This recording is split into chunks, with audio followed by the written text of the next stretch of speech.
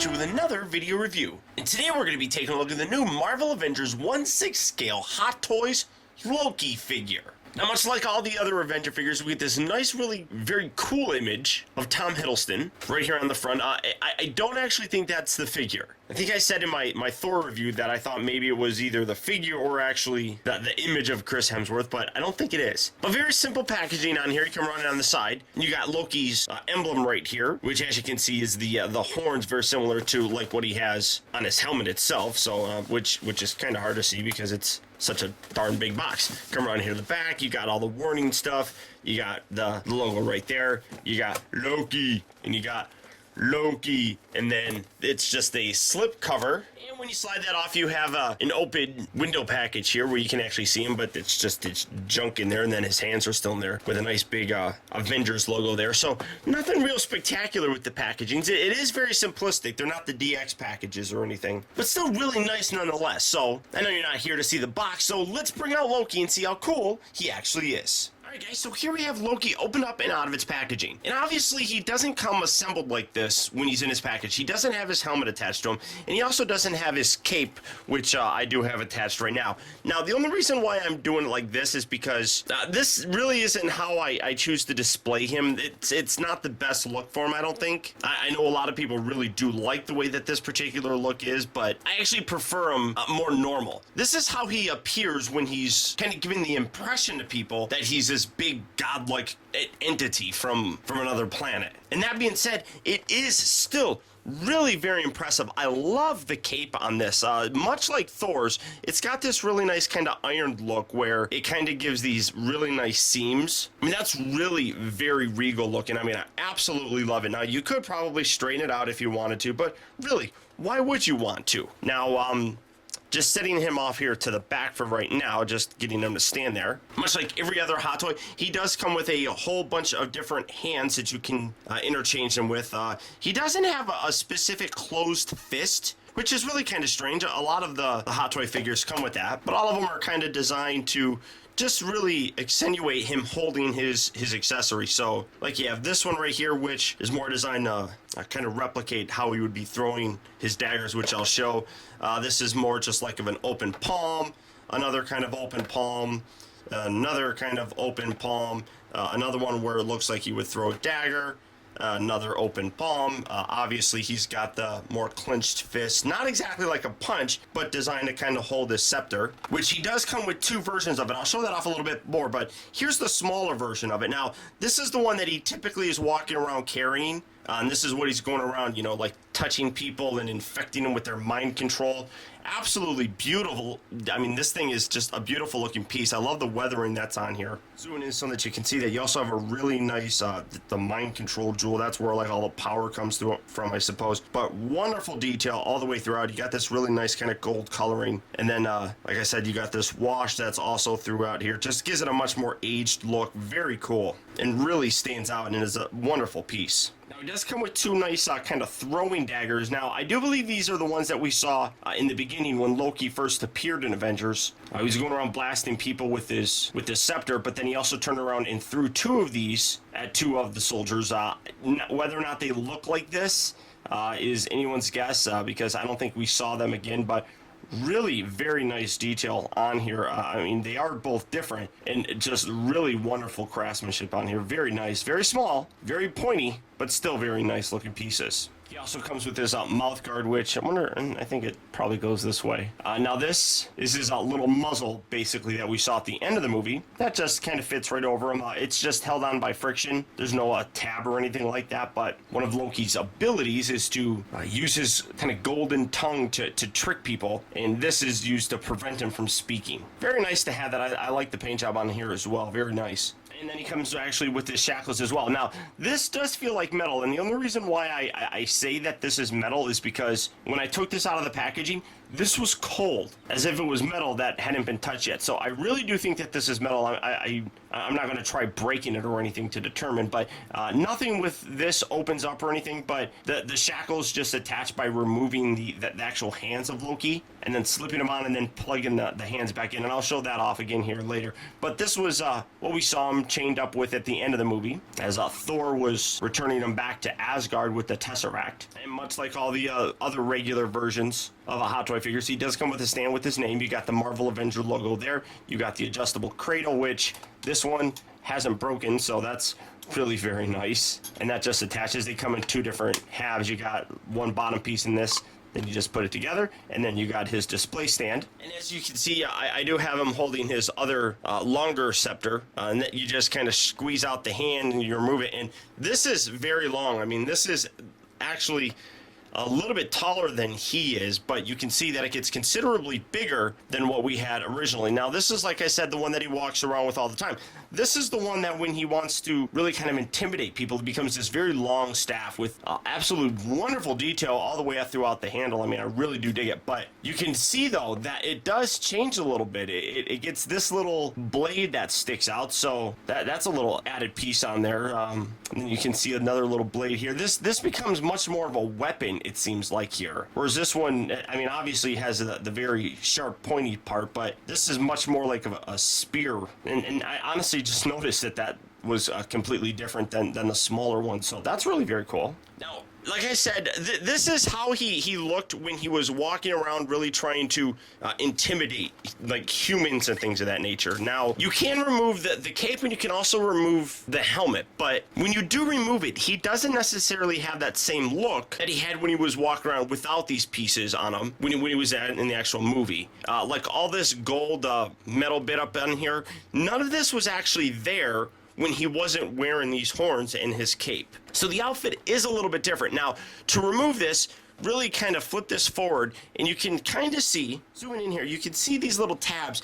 They just push in there, and you kind of have to grab hold of them to really get them to pull out, just like so. And what you do, come on, get out of there. So now I've removed this one. So you have this rough kind of section right up in here.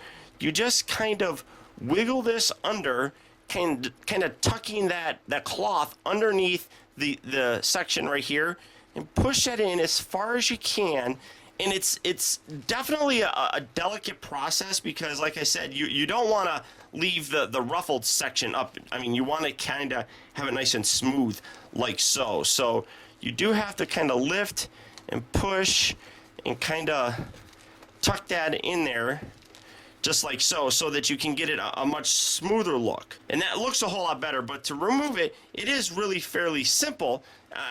I'll be honest, the first time that I did it, I was a little bit more cautious, but taking that out just like so. So, zooming back again, you can see that he didn't have these shoulder bits here when he was walking around just as a normal person, like when he first appeared. I believe it was just all black, and it doesn't remove or anything. I think it's just the black jacket. Now, he did have this black jacket, which is really very nice and has a very nice kind of leather feel, and you can see all the beading work done on here. Very nice reflective kind of cloth and fabric right down there. But like I said, these gold shoulder bits just were not there, and I don't know if those actually remove. I don't think that they do, and to be totally honest, I'm not going to fight with it to try to get them off. But it's cool looking, but like I said, it doesn't have that same full accuracy. So, you know, the real design of this entire thing is to have the cape on them to really kind of have that full look. I just personally like it without them. Now, the helmet is the biggest, trickiest part on this. And this is really where a lot of collectors have had a fair amount of problems with this, because it really is very delicate and really does kind of feel like you're going to break it. First, what you need to do is kind of lift this up and pull, and see, it's like I don't want to pull too much because I don't want anything to break, but there we go. You have to pull these tabs, and then this whole back section slides out just like so. It's very, very nerve-wracking, but there's some tabs and everything on the inside here that lock everything into place, and then you just kind of stretch this and kind of try to avoid scraping his face, but who cares, right? When you do that, then I mean, you have a very creepy face. And like I said, I mean, it is nice how they did this, but I'll get into this in a little bit more. But all you do, again, is you slide this section down, you're going to clip that in, and then you bring this down and lock that into place. You drop it, and then make sure that that's all the way pushed down. But really nice helmet on here. I mean, I really like it. This is a very much Loki feel to it. I mean, if you watch the cartoon or read the comic books, he wears a helmet like this with these horns that are much like this. So absolutely love this piece. I just personally prefer not to even bother using it. Not because I'm afraid that I'm going to break it or anything, just I prefer the look without it on his head. Now coming to the Loki figure himself, as you can see, once again, tremendous likeness to Tom Hiddleston. I mean, of all my Hot Toy figures, this is definitely up there with the most accurate looking face sculpt. I'd probably say the only one that actually beats this is the 1989 Jack Nicholson Joker. This is probably the second best of all my Hot Toy figures. I mean, it's just ridiculously wonderful. Now, his hair on the back here is a little weird. It's all kind of like layered, where there's like one layer and then two layers. I mean, that's kind of weird if you ask me, and I'm really not that big of a fan of it, but everything else, I mean, all the way throughout this, I've said this before, that a lot of times, this is the first time that we ever really get to see all the intricate details that a lot of these costumes have, that these guys actually wear. Wonderful boots on here as well. Real nice wear marks on there.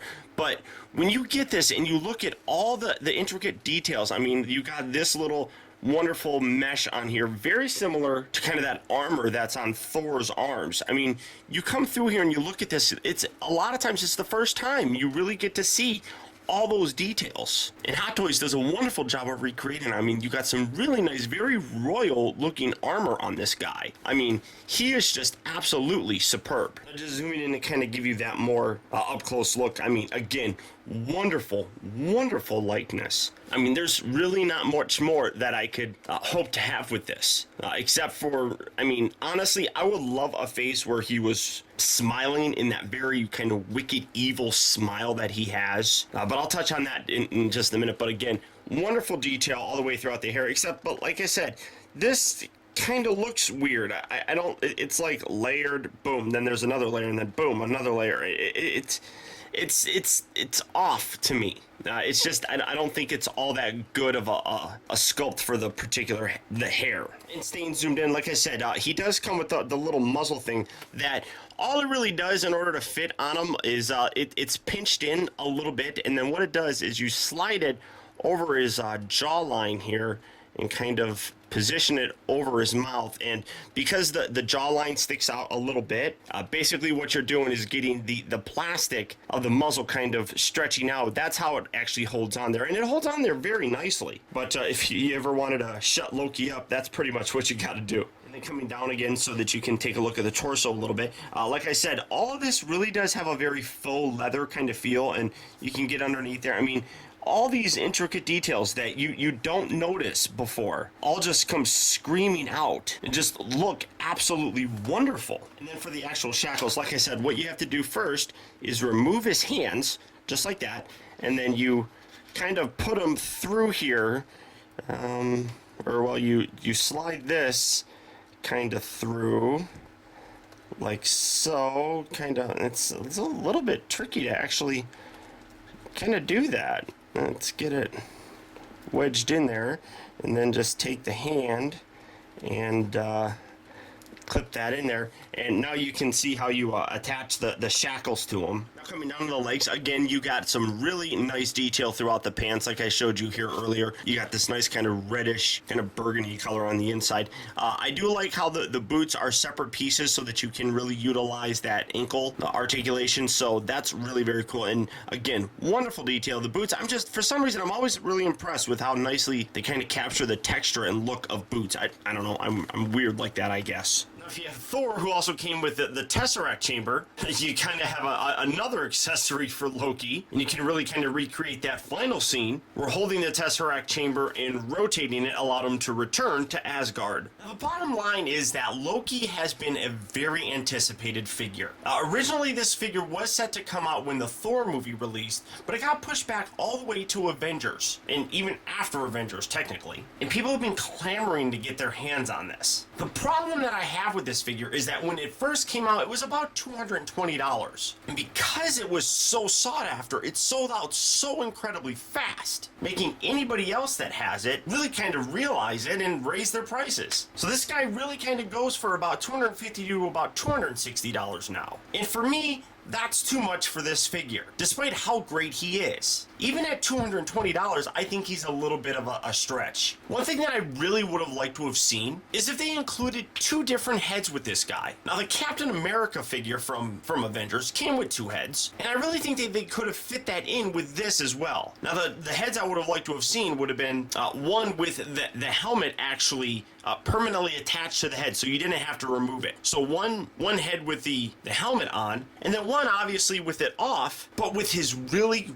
wicked, evil grin. That would have made it a figure that's worth about $220 to me. As it is, I don't think he comes with enough stuff to really kind of warrant that $220 price tag. I do believe that the higher price is kind of going towards paying for the likeness of Tom Hiddleston. So while I really do like this figure, I don't think that the prices are really justified right now. Even the initial cost, like I said, at $220, I don't feel that that's a justified price for what you're getting. And I know a lot of completionists are going to get this, and people that are just fans of Tom Hiddleston are going to want to get this. So nothing I really say is going to deter them. But just keep your eyes on the prices, and if you are interested in getting this, make sure that you do a very good job of researching where you're going to get it from. Now, if you are interested in picking them up, go ahead and click on the link down in the video description. You'll go to Big Bad Toy Store, and you can check out all their Hot Toy stuff, including this puny god. But that's about it, guys. So once again, I want to thank you for tuning in. This has been Optibotimus. Keep in touch with me. Find out recent purchases as well as all upcoming video reviews all at facebook.com/teambotimus, and follow me over on Twitter at twitter.com/Optibotimus. And until next time, I'll talk to you later.